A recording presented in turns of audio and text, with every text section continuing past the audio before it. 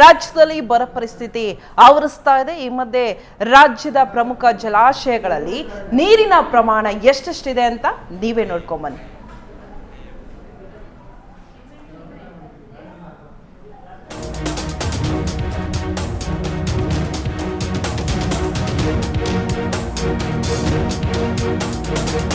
ರಾಜ್ಯದಲ್ಲಿ ಕಾವೇರಿ ಹೋರಾಟದ ಕಿಚ್ಚು ಜೋರಾಗ್ತಾ ಇದೆ. ಪ್ರಮುಖ ಜಲಾಶಯಗಳಾದ ಕೆಆರ್ಎಸ್ ಡ್ಯಾಂ, ಆಲಮಟ್ಟಿ ಜಲಾಶಯ, ಹಾರಂಗಿ ಡ್ಯಾಂ, ಹೇಮಾವತಿ ಡ್ಯಾಂ, ಕಬಿನಿ ಜಲಾಶಯ, ವಾಣಿ ವಿಲಾಸ ಜಲಾಶಯ, ತುಂಗಭದ್ರಾ ಡ್ಯಾಂ, ಹಿಡಕಲ್ ಜಲಾಶಯದಲ್ಲಿ ನೀರು ಎಷ್ಟು ಸಂಗ್ರಹವಾಗಿದೆ ಅನ್ನೋದನ್ನ ನೋಡೋದಾದ್ರೆ, ಯಾವ ಡ್ಯಾಂನಲ್ಲಿ ಎಷ್ಟು ನೀರು?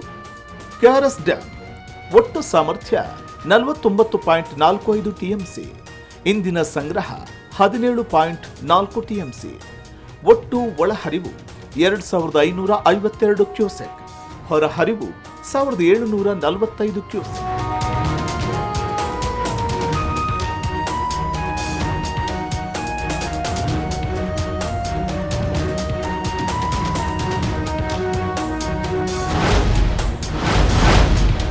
ಆಲಮಟ್ಟಿ ಜಲಾಶಯ ಒಟ್ಟು ಸಾಮರ್ಥ್ಯ 124.8 ಟಿಎಂಸಿ, ಇಂದಿನ ಸಂಗ್ರಹ 117.88 ಟಿಎಂಸಿ, ಒಟ್ಟು ಒಳಹರಿವು 55,685 ಕ್ಯೂಸೆಕ್, ಹೊರಹರಿವು 20,000 ಕ್ಯೂಸೆಕ್.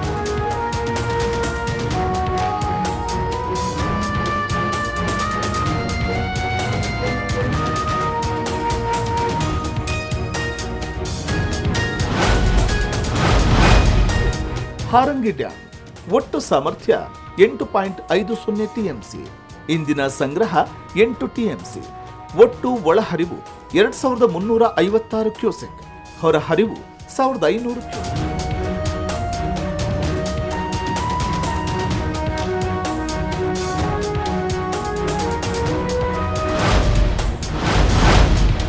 ಹೇಮಾವತಿ ಡ್ಯಾಂ ಒಟ್ಟು ಸಾಮರ್ಥ್ಯ 37.10 ಟಿಎಂಸಿ, ಇಂದಿನ ಸಂಗ್ರಹ 23.75 ಟಿಎಂಸಿ, ಒಟ್ಟು ಒಳಹರಿವು 6,390 ಕ್ಯೂಸೆಕ್, ಹೊರಹರಿವು 500 ಕ್ಯೂಸೆಕ್.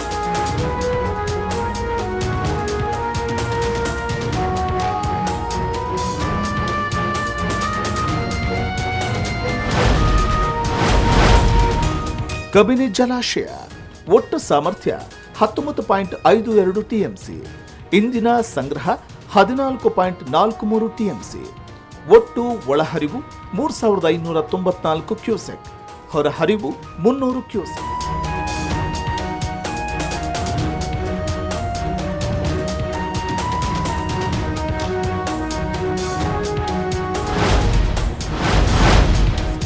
ವಾಣಿ ವಿಲಾಸ ಜಲಾಶಯ ಒಟ್ಟು ಸಾಮರ್ಥ್ಯ 30.32 ಟಿಎಂಸಿ, ಇಂದಿನ ಸಂಗ್ರಹ 23.47 ಟಿಎಂಸಿ.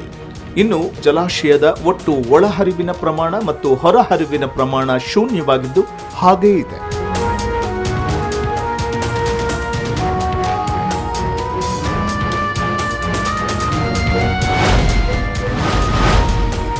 ತುಂಗಭದ್ರಾ ಡ್ಯಾಂ ಒಟ್ಟು ಸಾಮರ್ಥ್ಯ 107.79 ಟಿಎಂಸಿ, ಇಂದಿನ ಸಂಗ್ರಹ 34.15 ಟಿಎಂಸಿ, ಒಟ್ಟು ಒಳಹರಿವು 21,773 ಕ್ಯೂಸೆಕ್, ಹೊರಹರಿವು 3,600 ಕ್ಯೂಸೆಕ್.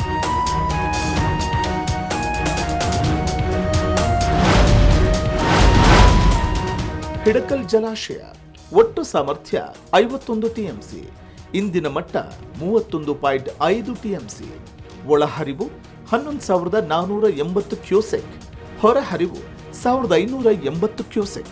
ನೋಡಿದ್ರಲ್ಲ, ರಾಜ್ಯದ ಬಹಳಷ್ಟು ಜಲಾಶಯಗಳಲ್ಲಿ ನೀರಿನ ಪ್ರಮಾಣದಲ್ಲಿ ಭಾರಿ ಇಳಿಕೆಯಾಗಿದೆ ಅನ್ನೋದನ್ನ. ಈಗ ರೈತರ ಸಂಕಷ್ಟಗಳಿಗೆ ಹೇಗೆ ಸ್ಪಂದಿಸುವುದು ಅನ್ನೋದೇ ಡಿಕೆಶಿ ಸರ್ಕಾರದ ಮುಂದಿರುವ ಸವಾಲಾಗಿದೆ. Bureau report, freedom TV.